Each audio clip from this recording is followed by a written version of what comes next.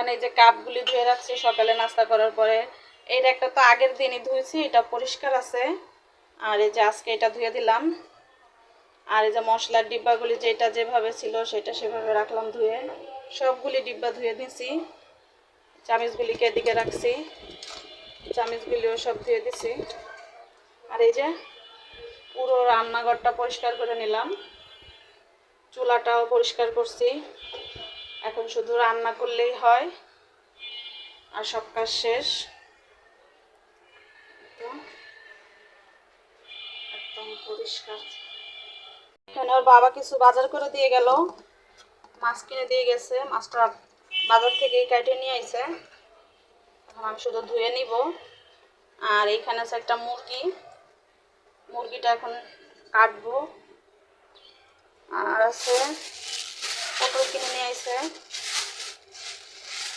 এখন দেখি কি রান্না করি, আগে ধুয়ে টুয়ে রেডি করে নিই সব কিছু, তারপর দেখি কি রান্না করব।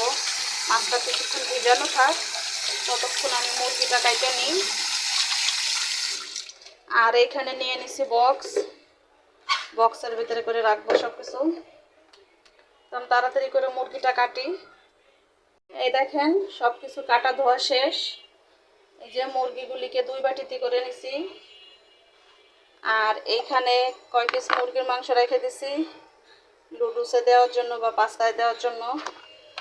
আর এই যে মাছ, এগুলি এখন রেখে দেবো ফ্রিজে। আর আজকে এতটুকু রান্না করব, যেন লবণ হলুদ মাখাই নিলাম। আর এই যে এখানে পটল আলু কাটা নিছি, এটা দিয়ে মাছ দিয়ে ঝোল রান্না করব। আর এগুলি এখন ফ্রিজে রেখে দিব। এদিকে আমি ভাতও বসাই দিছি, ভাতটা ভালো বসে গেছে। তো এগুলি এখন আমি ফ্রিজে রেখে দেবো সব কিছু। রাইখা ঝটপট করে রান্নাটা শেষ করে নিব। তো হয়ে গেছে।